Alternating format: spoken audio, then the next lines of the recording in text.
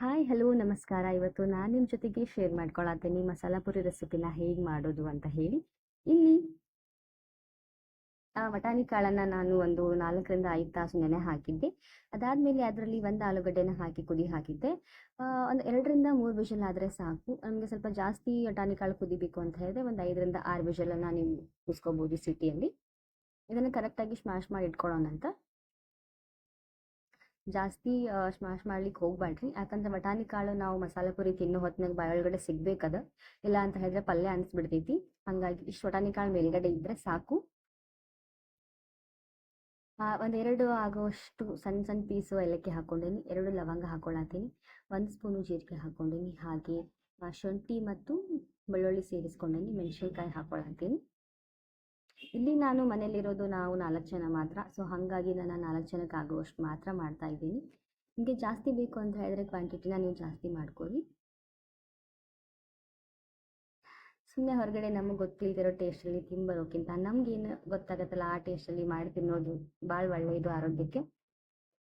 ಇದಂತೂ ಸೇಮ್ ನಾವು ಹೊರಗಡೆ ತಿಂತೇವಲ್ಲ ಅದೇ ಟೈಪ್ ಟೇಸ್ಟ್ ಅಂತೂ ಬಂದಿತ್ತು.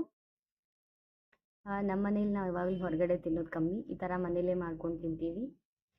ಒಂದು ಉಳ್ಳಾಗಡ್ಡಿ ಹಾಕೀನಿ, ಹಾಗೆ 1-2 ಟೊಮೆಟೊ ಹಾಕೀನಿ. ಇದಕ್ಕೆ ಸ್ವಲ್ಪ ಟೊಮೆಟೊ ಸ್ವಲ್ಪ ಜಾಸ್ತಿನೇ ಹಾಕೋಬೇಕಾಗಿತ್ತು. ಆಮೇಲೆ ಫ್ರೆಶ್ ಆಗಿರುವಂತಹ ಪುದೀನ ಎಲೆ ಹಾಕ್ಕೊಳತ್ತೀನಿ, ಹಾಗೆ ಕೊತ್ತಂಬರಿ ಹಾಕ್ಕೊಳತ್ತೀನಿ. ಪುದೀನ ಎಲೆ ಮತ್ತು ಕೊತ್ತಂಬರಿ ಇದೆರಡು ಇರಲೇಬೇಕು ಮಸಾಲ ಪುರಿ ಮಾಡಬೇಕಾದ್ರೆ. ಎಲ್ಲಾನು 1-2 ನಿಮಿಷ ಫ್ರೈ ಮಾಡಿಕೊಂಡ್ರೆ ಸಾಕು. ಈ ಚಕ್ಕೆನ ನಂಗೆ ಮೊದಲು ಹಾಕ್ಕೊಳಕ್ಕೆ ನೆನಪಾಗಿಲ್ಲ, ಸೊ ಹಾಗಾಗಿ ಸ್ವಲ್ಪ ಲೇಟಾಗಿ ಹಾಕ್ಕೊಳತ್ತೀನಿ. ನೀವು ಮೊದಲು ಎಣ್ಣೆ ಒಳಗಡೆನೆ ಹಾಕೊಂಡು ಬಿಡ್ರಿ.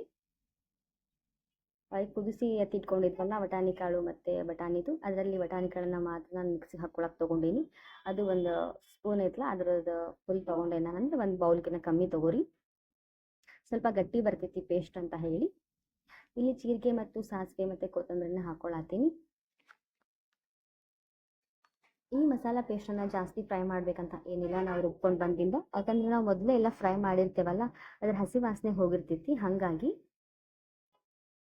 ಈಗ ನಾವು ಕುದಿಸಿಟ್ಕೊಂಡೇವಲ್ಲ ವಟಾಣಿ ಕಾಳು ಹಾಗೆ ಆಲೂಗಡ್ಡೆದು ಮಿಕ್ಸ್, ಅದನ್ನು ಹಾಕಿ ಮಿಕ್ಸ್ ಮಾಡಾತೀನಿ.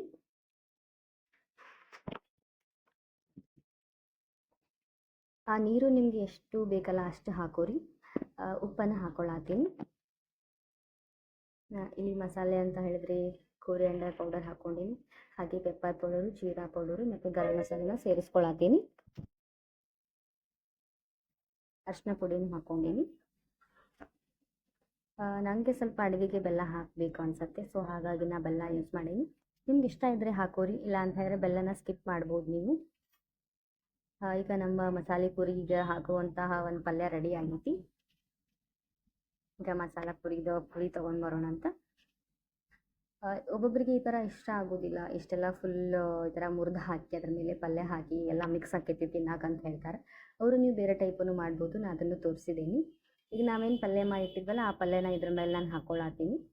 ನೀವು ಇನ್ನೂ ಸ್ವಲ್ಪ ಪಲ್ಯ ನೀರಾಗಿ ಬೇಕು ಅಂತಂದರೆ ನೀರು ಹಾಕೋರಿ. ಇದ್ರ ಮೇಲ್ಗಡೆ ಈರುಳ್ಳಿ ಹಾಗೆ ಟೊಮೆಟೊ ಗಜ್ಜರಿದು ತುರಿ ಇರ್ತೈತಲ್ಲ ಅದು, ಮೇಲೆ ಕೊತ್ತಂಬರಿ, ಸೇಬು ಎಲ್ಲ ಹಾಕ್ಕೊಳತ್ತೀನಿ ನಾನು. ಈ ಥರ ಮೇಲ್ಗಡೆ ಹಸಿ ಹಸಿ ಈರುಳ್ಳಿ, ಟೊಮೆಟೊ ಮತ್ತು ಈ ಥರ ಕ್ಯಾರೆಟ್ ತುರಿ ಹಾಕಿ ತಿನ್ನೋದ್ರಂತೂ ಭಾಳ ಟೇಸ್ಟ್ ಬರ್ತೈತಿ. ಒಂದ್ಸಲ ಮನೆಯೊಳಗಡೆ ನೀವು ಟ್ರೈ ಮಾಡಿರಿ, ಈ ಟೇಸ್ಟ್ ಅಂತೂ ಸೇಮ್ ಪಕ್ಕಾ ನಾವು ಹೊರಗಡೆ ಎಲ್ಲ ತಿಂತೇವಲ್ಲ ಅದೇ ಟೈಪ್ ಅನಿಸ್ತು.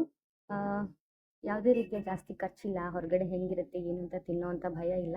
ನಾವೇ ಮನೇಲಿ ಮಾಡ್ಕೊಂಡು ತಿಂದಾಗ ಭಾಳ ಟೇಸ್ಟ್ ಆಕೈತಿ, ನಾವು ಸಹ ಆರೋಗ್ಯವಾಗಿರ್ತೀವಿ. ಹೆಂಗೆ ಬಂತು ಅಂತ ಹೇಳಿ ಕಮೆಂಟ್ ಮಾಡಿ ಹೇಳ್ರಿ.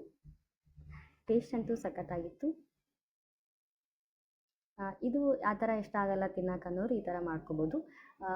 ಸೇಮ್ ಪಾನಿಪುರಿ ಟೈಪ್ ಈ ಥರ ಪುರಿಗಳನ್ನು ಅರ್ಧ ತೆಗೆದು ಅದ್ರ ಮೇಲೆ ಪಲ್ಯ ಹಾಕಿ, ಅದು ಉಳ್ಳಾಗಡ್ಡಿ ಹಾಗೆ ಟೊಮೆಟೊ, ಕ್ಯಾರೆಟ್, ಆಮೇಲೆ ಕೊತ್ತಂಬರಿ, ಟೊಮೆಟೊ ಸಾಸ್ ಇದ್ದರೆ ಹಾಕೋರಿ, ಗ್ರೀನ್ ಚಟ್ನಿ ಇದ್ದರೆ ಹಾಕೋರಿ. ಈ ಟೇಸ್ಟಲ್ಲಿ ನಾವು ಮಾಡಿದಾಗ ನಮ್ಗೆ ಹೊರಗಡೆಗಿಂತ ಮನೆಯಲ್ಲೇ ತುಂಬಾ ರುಚಿ ಅನಿಸ್ತೈತಿ. ನೀವೆಲ್ಲರೂ ಒಂದ್ಸರಿ ಟ್ರೈ ಮಾಡಿದ್ರೆ ಹೆಂಗೆ ಬಂತು ಅಂತ ಹೇಳಿ ಕಮೆಂಟ್ ಮಾಡಿ ಹೇಳ್ರಿ. ಇದೇ ಥರ ವಿಡಿಯೋನ ನೋಡ್ತಾ ಇರಿ, ಸಪೋರ್ಟ್ ಮಾಡ್ತಾ ಇರಿ, ಕಮೆಂಟ್ ಮಾಡ್ತಾ ಇರಿ, ಶೇರ್ ಮಾಡ್ತಾ ಇರಿ, ಹಾಗೆ ಸಬ್ಸ್ಕ್ರೈಬ್ ಮಾಡ್ಕೊಂಡು ನೋಡಿ. ನಿಮ್ಮೆಲ್ಲರ ಸಪೋರ್ಟ್ ನನಗಂತೂ ಭಾಳ ಖುಷಿ ಕೊಡ್ತೈತಿ. ಇದೇ ತರ ವಿಡಿಯೋನ ನೋಡ್ತಾ ಇರಿ. ವಿಡಿಯೋ ನೋಡಿದ್ದಕ್ಕಾಗಿ ಎಲ್ಲರಿಗೂ ಥ್ಯಾಂಕ್ ಯು.